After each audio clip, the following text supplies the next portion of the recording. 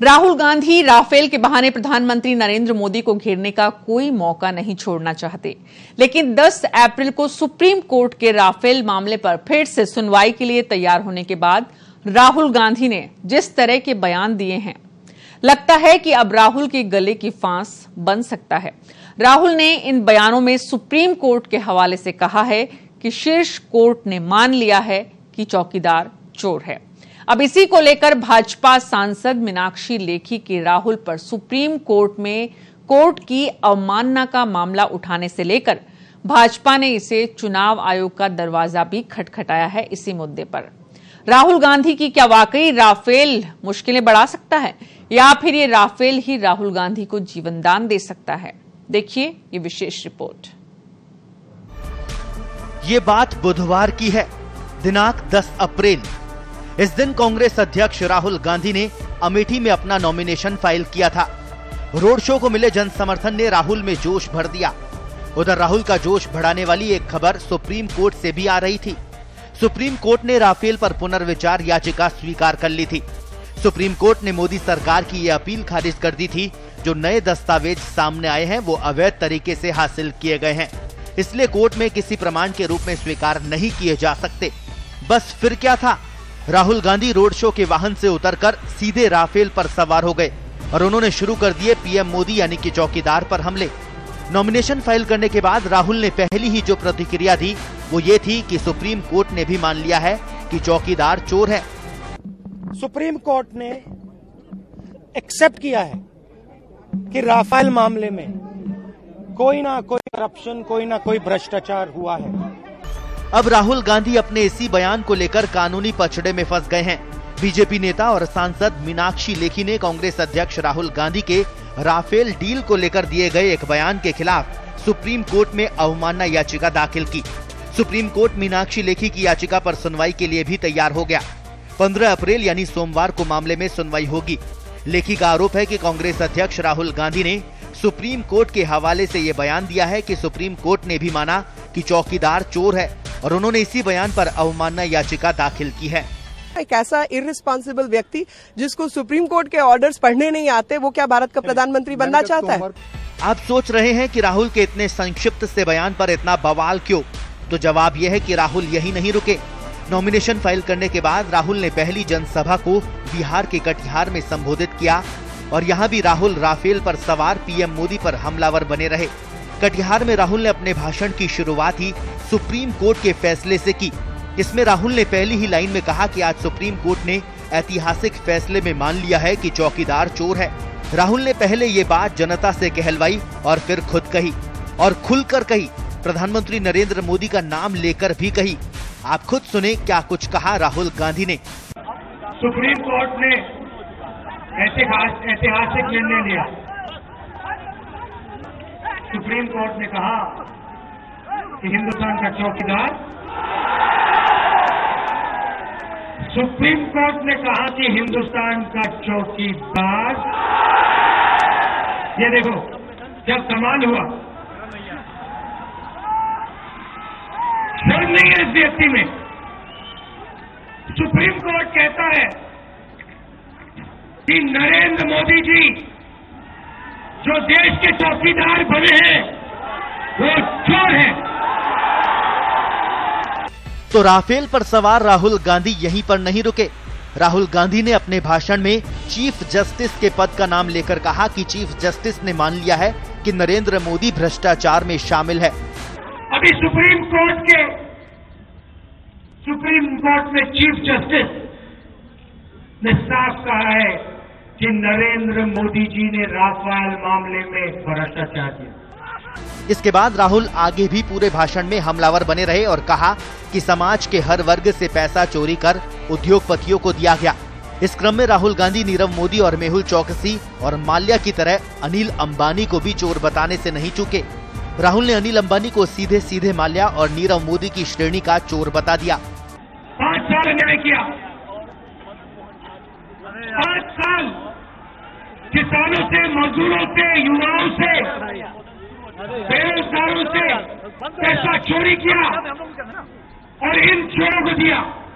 अनिल अंबानी, मेहुल चोकसी, नीरव मोदी ललित मोदी, विजय माल्या, ये लोग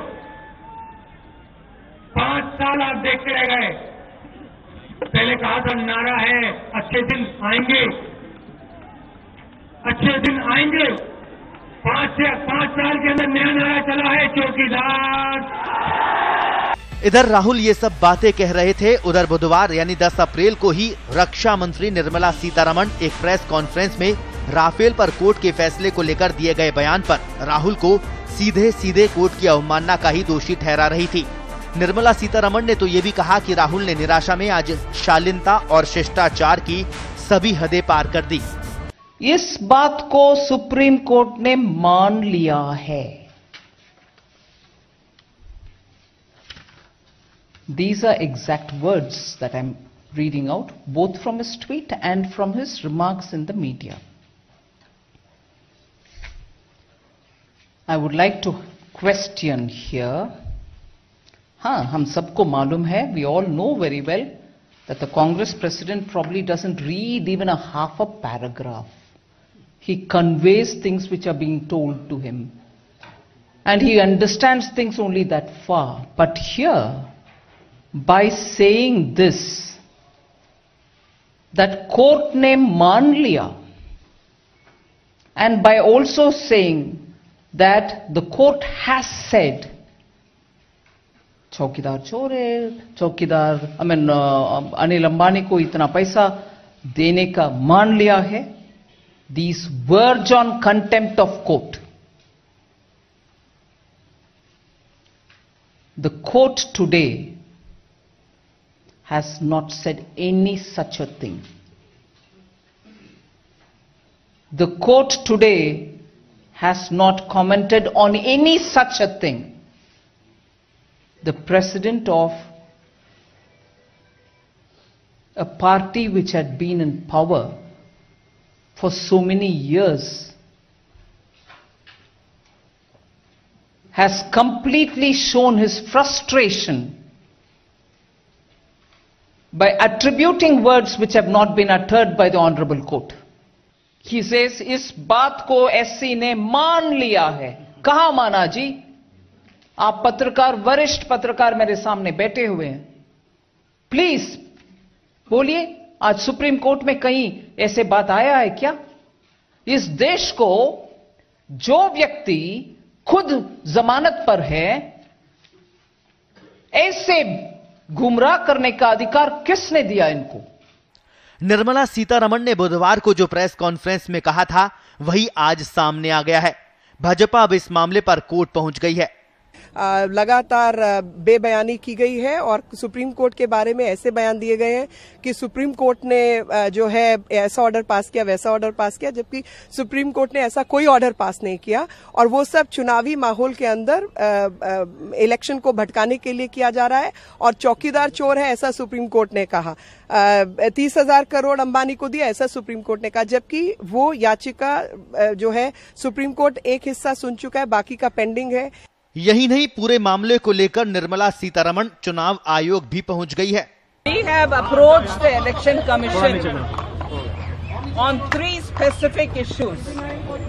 The first one, I'd like to state a bit elaborately, is on the way in which Congress Party's President, Shri Rahul Gandhi, is using abusive and also such strong statements which are totally untrue, calling the Honorable Prime Minister of this country repeatedly that he is a chore.